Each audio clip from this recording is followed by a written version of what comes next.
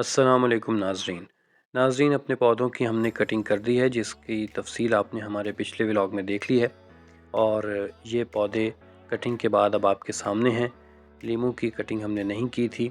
बाकी ये हमारा पुदीने का पौधा है, और जो कि पिछले दिनों बहुत सूख गया था, शायद जो धुंध पड़ रही थी उसकी वजह से। तो इस फिर हमने ये पराली ऊपर डाल दी थी कि शायद इस वजह से ज़रा थोड़ी सी धुंध रुक जाए, लेकिन इसके रिज़ल्ट हमें अच्छे मिले हैं। और ये आपके सामने है कि अब ये दोबारा हरा भरा होना शुरू हो गया है। इसके अलावा 2 पौधे हमने नए भी लगाए हैं, जिनमें से एक ये टमाटर की पनीरी है, जो कि हम नर्सरी से लेकर आए हैं। और इसके साथ ये एक और हम पौधा लेकर आए हैं रात की रानी का, जिन्हें अभी तो हमने छोटे गमलों में लगाया है, मगर जूं ये बढ़ते रहेंगे हम इन्हें बड़े गमलों में शिफ्ट कर देंगे।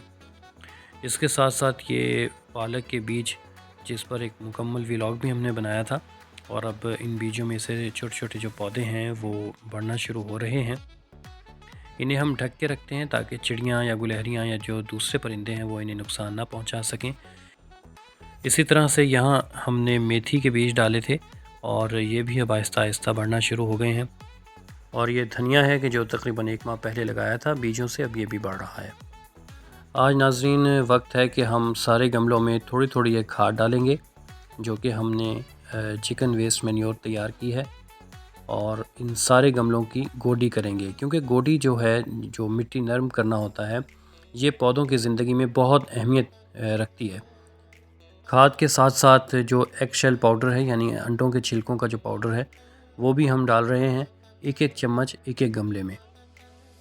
इसी तरह से सब गमलों में एक एक चम्मच अब आपके सामने है कि हम डाल रहे हैं।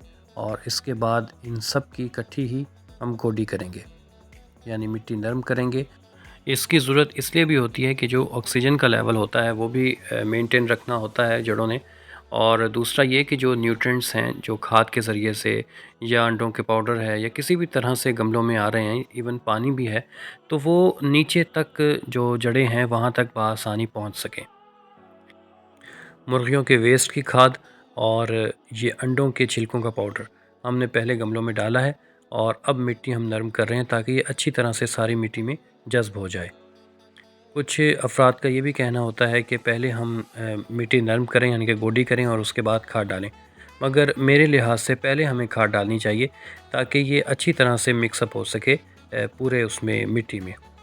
ये जो हमारे बैंगन की क्यारी है ये ज़रा वसी है, इसलिए थोड़ी सी ज़रा सख्त है, इसमें ज़्यादा मेहनत दरकार हो रही है। और अब आहिस्ता आहिस्ता हमने अपने सारे गमलों की अच्छी तरह से मिट्टी को नरम कर लिया है, और उसमें खाद और एक्शल पाउडर सब कुछ अच्छी तरह से मिक्स हो गया है। और अब फौरी तौर पर वक्त है पानी देने का। मिट्टी पहले ही गीली है, क्योंकि सर्दियों का मौसम है, इसमें जल्दी खुश्क नहीं होती, लिहाजा ज़्यादा हमने पानी नहीं देना, क्योंकि अगर ज़्यादा पानी देंगे तो जड़ों को फंगस लगने का भी डर होता है। और हम ये बोतल की मदद से, यानी कि शावर की मदद से थोड़ा थोड़ा पानी सारे गमलों को दे रहे हैं।